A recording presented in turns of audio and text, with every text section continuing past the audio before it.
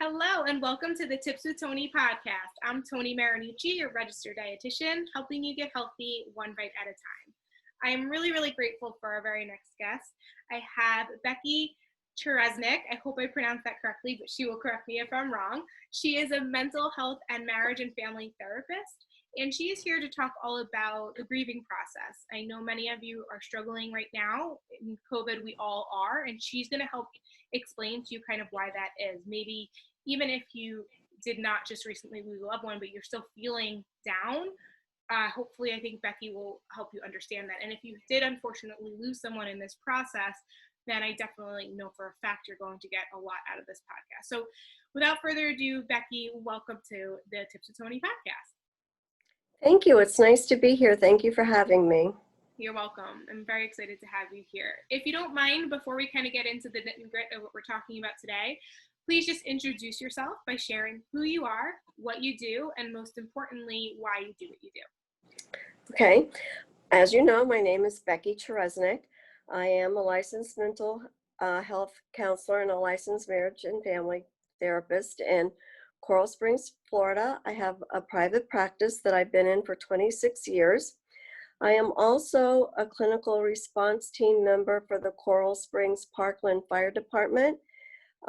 As far as we know, we are the first fire department in the country that have had clinicians actually working with the fire department, visiting the firehouses, going on the fire trucks, doing all of those things. I'm also a crisis intervention counselor for the city and for Broward County. The reason I do what I do is because I don't know how to do anything else and because I love it. And it's just something that I've always wanted to do since college. That's awesome. So I think it's interesting to find, like, I think like you said, like without doing anything else, you would kind of be lost. I think that's pretty clear that, you know, when you found your calling is like anything else outside of that just doesn't sit well. So I totally can resonate with that for sure.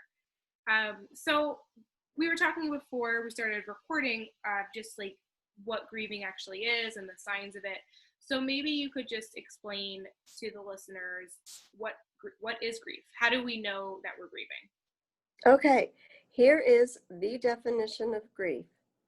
Grief is a normal response to a loss during or after a disaster or another traumatic event, a loss of life, a loss of a job, a loss of living your life, your normal everyday life, and it causes drastic changes to our daily routines that typically give us comfort and stability. So according to that definition, we are all grieving right now because we're in this pandemic and none of our lives are what they were before the pandemic. Yeah, so that I think is, I've mentioned that before on previous podcast episodes. And I think giving that clear definition only just reinforces that grief comes in many forms. And knowing, I think that one line that you said where your schedule is drastically changed, I mean, we definitely can all relate to that. Like, and normally, even like I've always worked from home, but even like having my normal, like where on Mondays I would go to the cafe and on Tuesdays I would do coaching clients, and the weekends I would go to nutrition workshops. So like, yeah, I even though I'm working from home, my schedule relatively was somewhat similar, but even someone who maybe was used to certain aspects still had experienced the change. And then watching everyone around you go through it, it's heavy stuff. It's very heavy stuff. So how would someone know if they're grieving? What are the signs that someone's going through grief? If they're kind of listening to them, they're like, I don't know. Yeah, that's true, but I don't really know if that's me. All right. Well, there are certain symptoms that our bodies have when we're grieving. The first stage of grief is always shock, like, I can't believe this is happening, or even denial, this isn't really happening. I think maybe at the beginning of this pandemic, a lot of people thought that, oh, this is not really happening, or this won't last long. And even now, from all the people that I'm talking to, this is lasting way longer than most people expected that it would. Anxiety. For people who didn't have anxiety, they might have it now. For people who have anxiety, it's definitely increased. Feeling distressed, anger. Anger's a big signal. Just feeling sad, loss of appetite, or not sleeping as well as you normally do.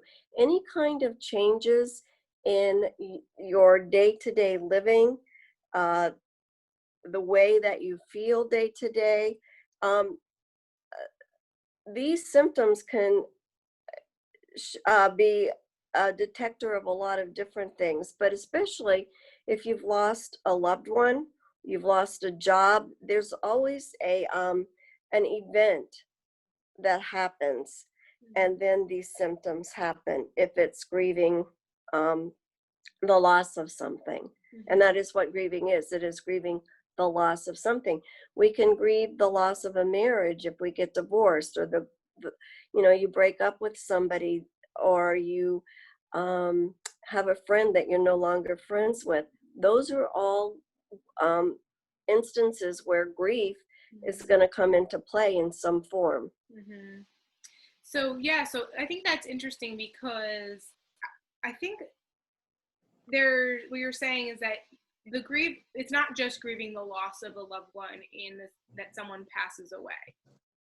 Is there a difference in how someone might grieve, though, if it's like a loss of a relationship of the person still living versus a loss of, maybe their spouse has unfortunately is deceased? So, like, is there a difference? I almost feel like if someone's still alive, there's more hope there, and so therefore the grieving process might even take longer. But I don't know if I'm just speculating that.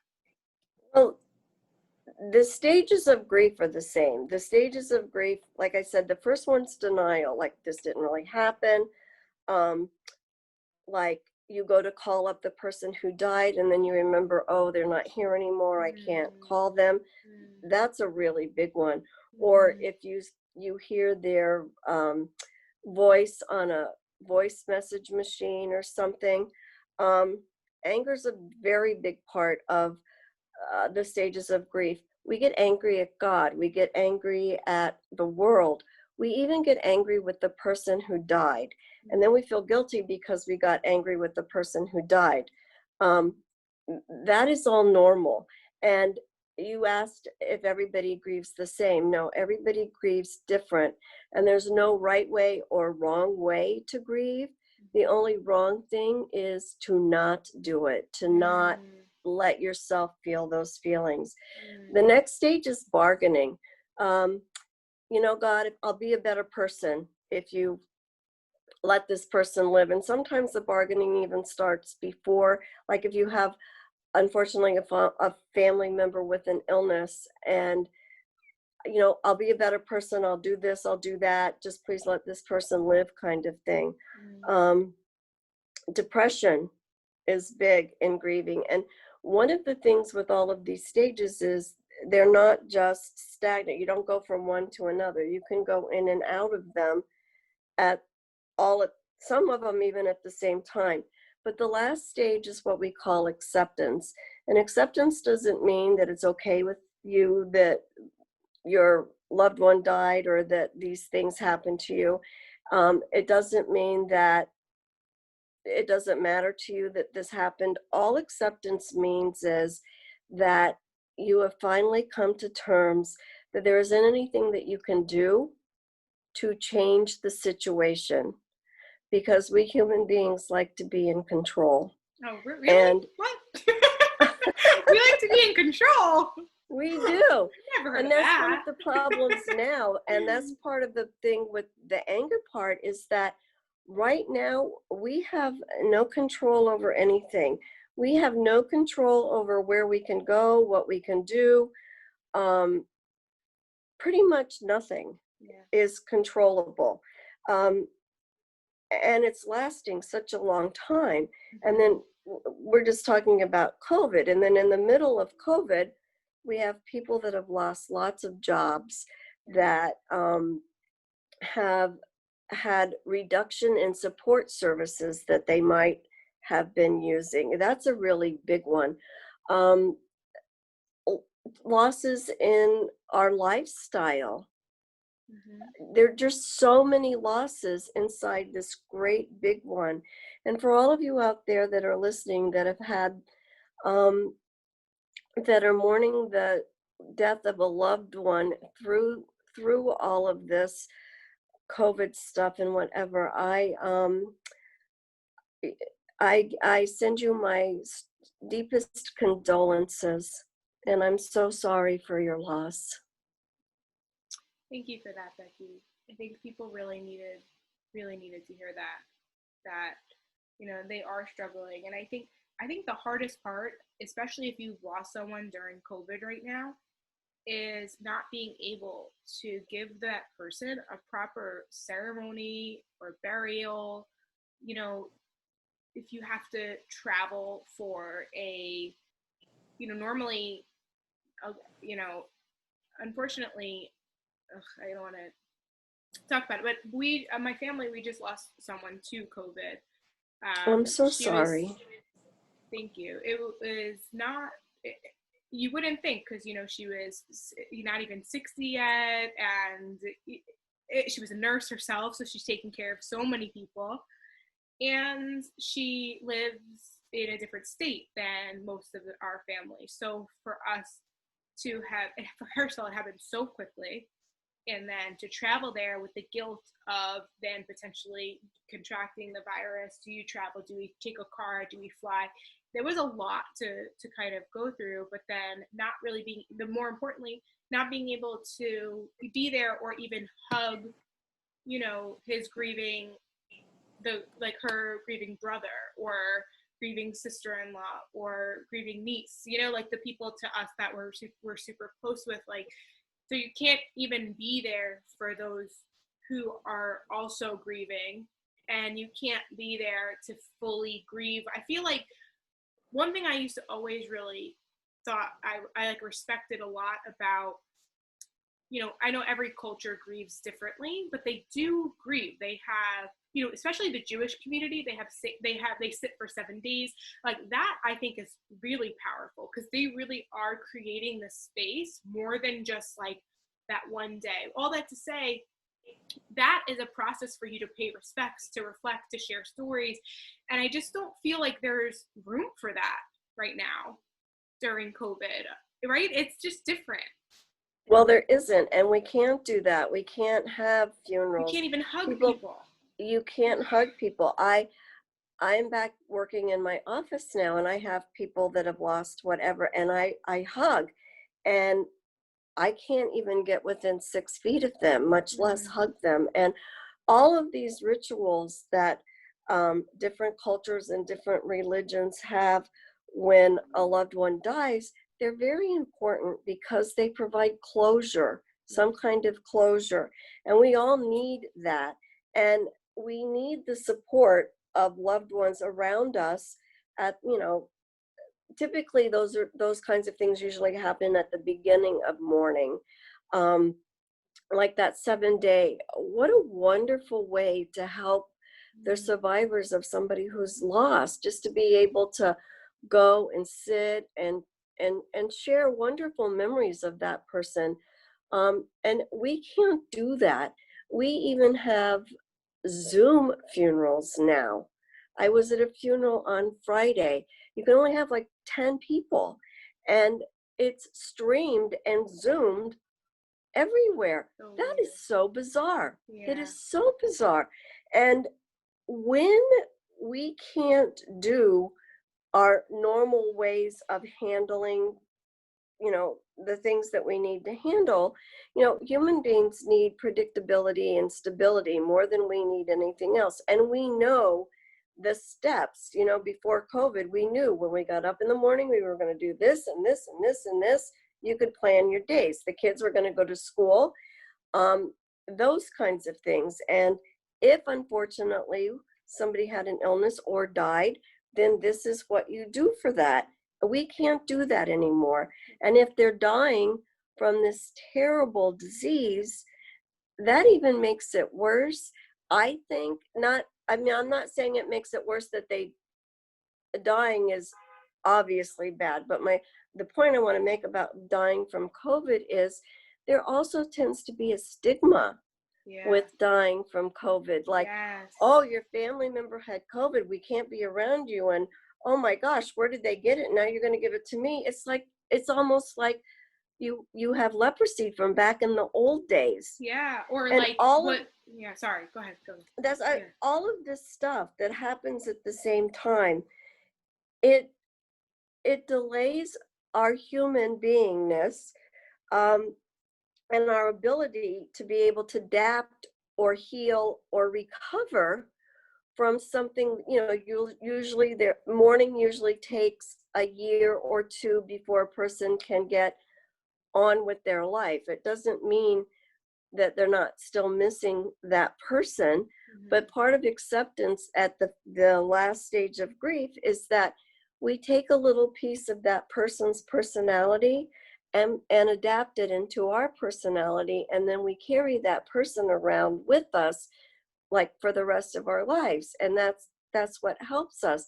So all of this other stuff that we have to go through, and especially a COVID death, because now you're ostracized, and what for? You didn't do anything. It is an illness that everybody can have, and there's no rhyme or reason to it. I have seen a 96-year-old woman with COVID and underlying health conditions be wheeled out of a hospital. And there was just a funeral in our town this morning for an athletic director at a high school that was 43 and got COVID, no underlying conditions, and died from it.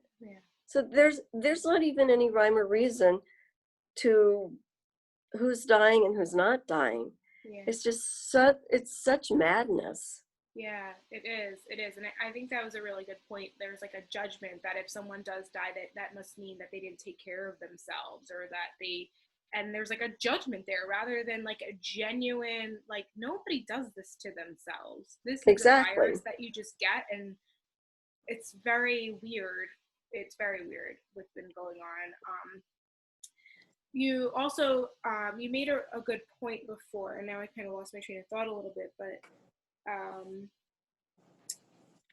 I guess, how does someone get through where you said, like, kind of that point of like where there's no rhyme or reason?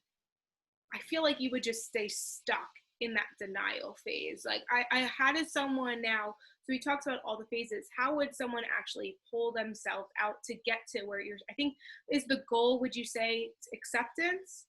Like, where would you say is the actual goal with someone who's grieving, if they're really trying to, like you said, that 1 to 2 year mark, how could someone know that they're healing from grieving, or they're making progress in the grieving process?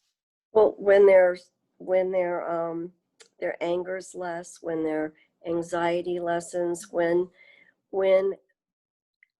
they can get back to whatever they're going to describe as a normal life without this person, and then they can go on with their life, which right now obviously is impossible because we can't go on with our life, and that makes it doubly difficult. So I came up with a few ideas. One of the things that I found really awesome about living in this time, if there's anything awesome to it, is that how creative people have become, because we've had to be. But the biggest thing to do with when you're grieving anything is to connect with people, however you can do that. Isolation is a terrible, terrible thing. It is one of the biggest symptoms of depression. And obviously Zoom, FaceTime, Facebook, those are all great ways to connect with people. They're not the ideal ways, but they're what we have right now. For somebody who's lost a loved one, at the beginning of, well, not even that, but at the beginning of this pandemic, my family, we had a virtual family reunion that we all got on Zoom, each family, and we all caught up on what each, particular family's doing. And when we got off, we all texted each other how fun that is. Well, you could do that. And if it's around somebody's death, you can start making a virtual memory book of memories of the person that's gone, and sending each other pictures of, well, this is my favorite memory of Uncle Charlie when we were doing, fishing out at here or whatever. But a virtual memory book is something that the whole family and friends can participate in and share and, laugh with and cry with. And so I liked that idea. Asking for help. That's a biggie. Most people don't like to ask for help, but there isn't anybody who can get through a pandemic or the death of a loved one without asking for help. And asking for help does not make somebody weak. It takes a lot of courage and a lot of bravery to ask somebody to help you. So a counselor, find a support group, a virtual one right now. Hotlines. If you belong to a religious organization, reach out to that organization. At the end, I have the number for the national hotline that I would like to give out. Call them. They will help you get in touch with services in your area that will be helpful to you. One of the things that we've had to do through this is when graduation time was here in May, everybody grieved because nobody could graduate the way that we normally do it. But what interesting ways people found to do graduation. And, kudos to the teachers and the principals that literally went, had parades and went to all their students' houses and, brought their diplomas to them. It isn't the same, and it won't ever be the same. But someday they're going to look back and say, I graduated during the pandemic, and this is what we had to do. Weddings. How many people have put off their weddings or gotten married alone because they couldn't have their families fly in? I mean, that's a huge celebration, and not to be able to have people celebrate that with you, that in itself is a form of loss. I ran across a couple who they were getting married in May. They canceled their wedding, and they were going to Mexico for their honeymoon.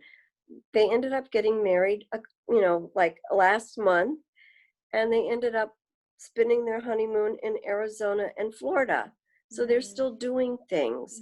And I happened to run into them at an event in the Everglades, on an airboat in the Everglades. So that was kind of cool. We were 6 feet apart, but you know what? I thought, good for you that you didn't let all of this ruin your plans. You changed your plans, right, but you didn't let it ruin them. Right. And the biggest thing is staying in the present. Like, don't think, what am I going to do 2 weeks from now? Or what's going to happen 2 weeks from now? We don't know. And this changes daily, that we found out. And no matter what anybody's going through, staying in the present, living in the moment, is always the least anxiety producing thing to do, because this is all we have right this minute. Take words like, what if this and what if that, because when you use the terms what if, all it does is distort reality, and reality is what we have. We can't change that. And all those words that we use, like I should do this or I need to do this, we need to be kind to ourselves. Amen. This is not a time to be unkind to ourselves. Wow. Those are all such important things. And stop watching the news. Yeah. The news It's so, you know, the news is Yeah. really depressing for people that are already depressed.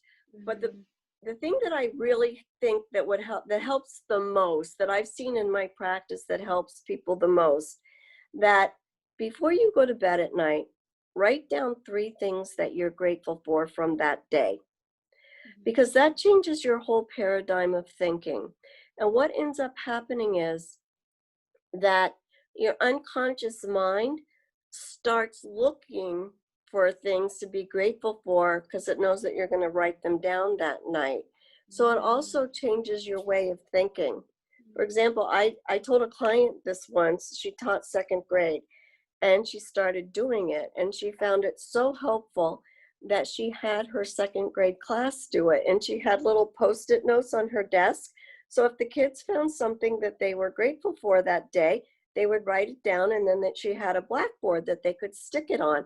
And then those few minutes before the bell rang at the end of the day, she would have a couple of them walk up and read what they were grateful for. She's changing her whole class's way of thinking. That's so powerful. It was very powerful. That's so powerful. That's something that, yeah, I think that's something let's transition there. Well, first let's wrap up. So connection, reach out for help, and get creative. Get creative. And stay in the present. Stay in the present. Stop watching the news. Okay. Exactly. All right. So, but I'm glad that you brought that up, because I know what's happening right now is we have parents grieving, obviously, just the transition of things, not school, not looking like it would have been. Normally they would, drop their kids off on the bus or drop them off at school and then go to work, and that's not there. And so there's that. But then it's like the kids are grieving too, right? And so yes. Now, how does someone who's grieving themselves of everything that's going on, everything we just talked about, but is taking care of someone like a child who's also grieving, how does one support someone while trying to kind of go through it themselves?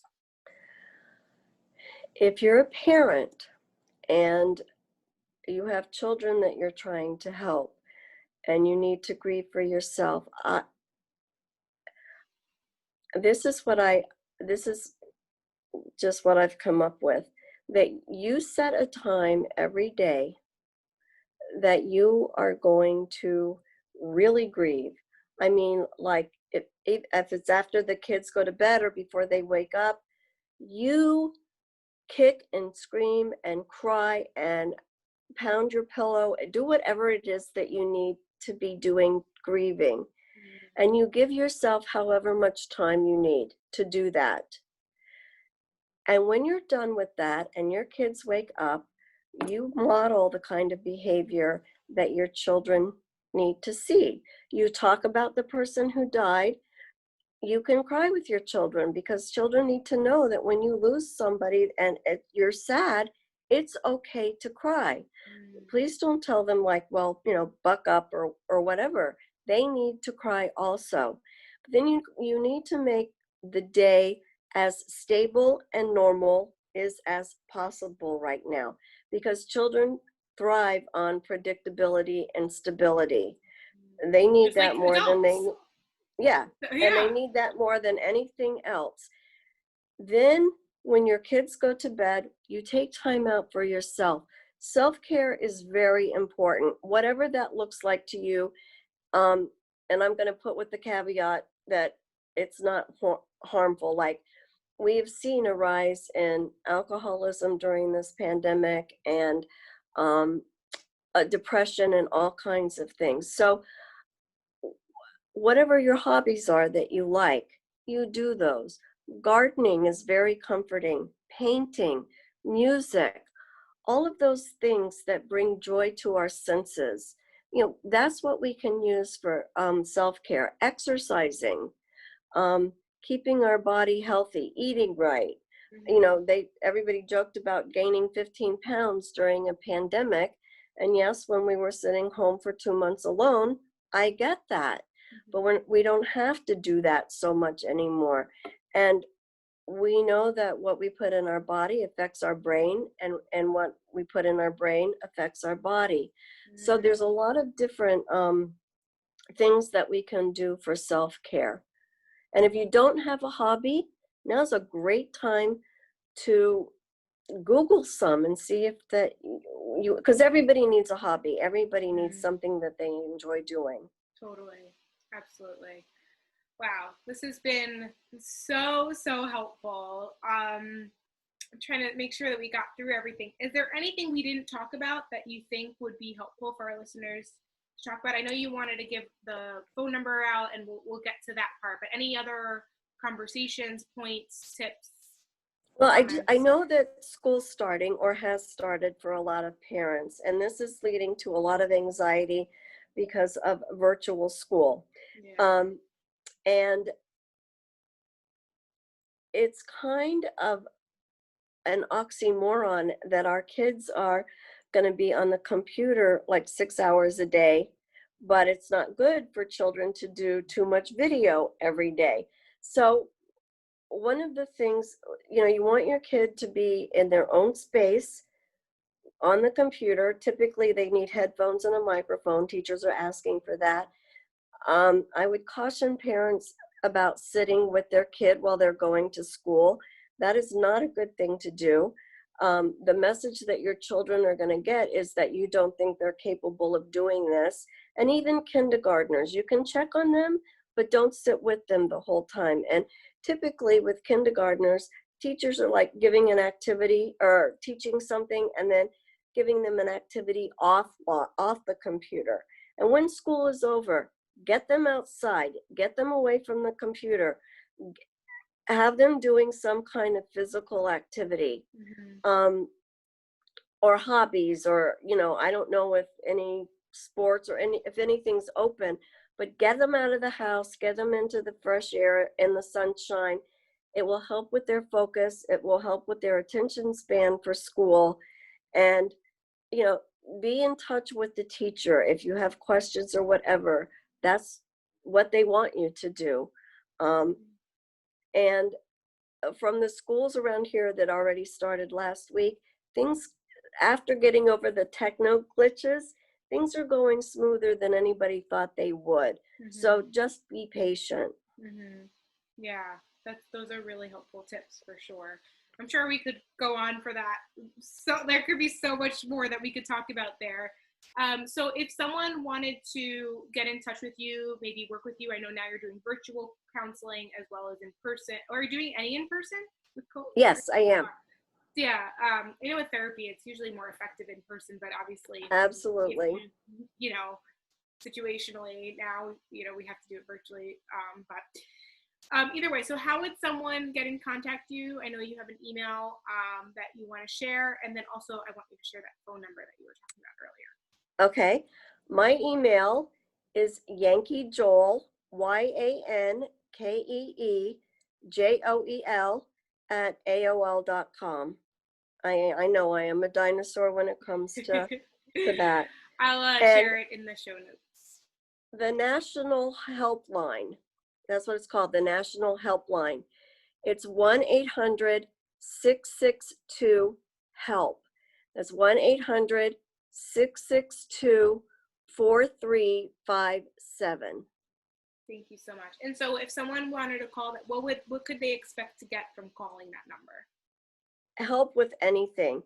It's a national hotline, but they will find in their state specifically what they need.